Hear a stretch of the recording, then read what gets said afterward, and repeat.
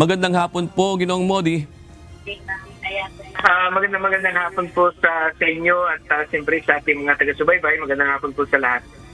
Sir, una po, ano po ba ang reaksyon ninyo sa desisyong ito ng Pangulo? Una, dismayado tayo, no? Kanit-lit na nga nung inaprubahan na dagdag kita ng ating mga driver at mga operator ay tinanggal pa, no, ng administrasyon ni Bongbong Marcos yung gagapiso na lang, o gagahalaga na lamang ng isang candy ay binawi pa na kung saan ay makakatulong sana, lalo na kung nakaka-200 passenger kami, ay madadagdagan po sana ng 200 pesos yung kararampot na kita ng ating mga driver.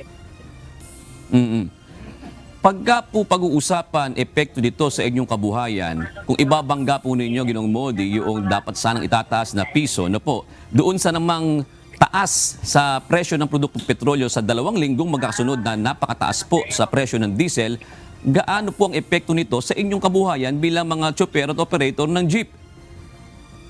Malaki na po yung nawalang kita ng ating mga driver na kung saan ay titingnan natin mula ng January ay wala ng ampat yung pagtaas po ng presyo ng petrolyo at lalong lumalaki yan itong mga nakarang araw na halos sa 23 ulit, tapos sa susunod na Martes ay meron uling pagtaas, ay malaking epekto po ito, hindi lamang sa kabuhayan ng mga driver at operator, kundi sa ating mga mamamayan. Sapagkat alam natin na sa panahon na tumataas po ang presyo ng petrolyo, pagtaas din ng mga pangunahing serbisyo at mga bilihin na hindi na halos makasabay yung maliit na sahod at kita ng ating mga driver at mga operator.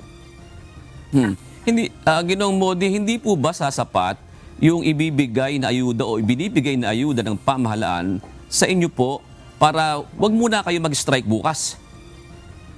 Ang tingin po natin ay hindi sapat yung 5,000 pesos dahil nga sa laki ng tinaas. Halimbawa, pag tinignan po natin, batay mismo sa Department of Energy ang sinasabi nila na malaking posibilidad ng mabot ng 120 per liter ang presyo po ng diesel.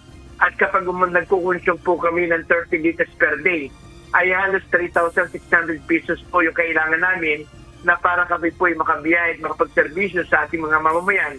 Kaya pag tinignan po natin sa loob po lamang ng 25 days, ay halos yung 90,000 na dapat tinagagamit na sa pangangailangan ng pamilya ng mga driver, hindi lamang ng mga jeepney, kundi sa lahat ng muda ng ating public transport, napupunta pa sa mataas na presyo ng petrolyo. Ibig sabihin, tuloy po kayo bukas. At saan po yung mga lugar na mararamdaman po ang strike nyo bukas, sir? Una ay tuloy na po yung ating transport strike at hindi lamang dito sa bahagi ng National Capital Region kundi sa iba't ibang bahagi ng ating bansa, lalo na sa mga rehiyon, dahil dito nga sa paglaban dito sa patuloy na pagtaas ng presyo ng petrolyo na kung saan ay malaking epektado hindi lamang ang sektor ng transport kundi sa ating mga mamamayan. Kaya bukas, kung sa bahagi po ng National Capital Region, ay meron po tayong mga pagtitipon dito sa bahagi po ng Araneta, sa harapan po ng Pure Gold, at meron din po tayo sa Welcome Rotonda, at meron po tayo sa bahagi ng Nubalite, sa Maysquel, at meron po tayo sa Monumento, at meron po tayo dito sa bahagi po ng Cubao sa Aurora, at meron din po sa bahagi po ng Santa Misa, at meron din po sa bahagi po ng Baclaran, sa may harap po ng Macdo.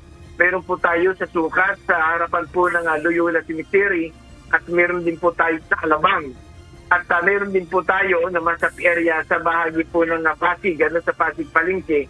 At magkakaroon din po sa bahagi po ng Cainta Rizal. Alright. Maraming salamat po, Ginoong Modi Floranda, ang National President po ng Grupong Piston.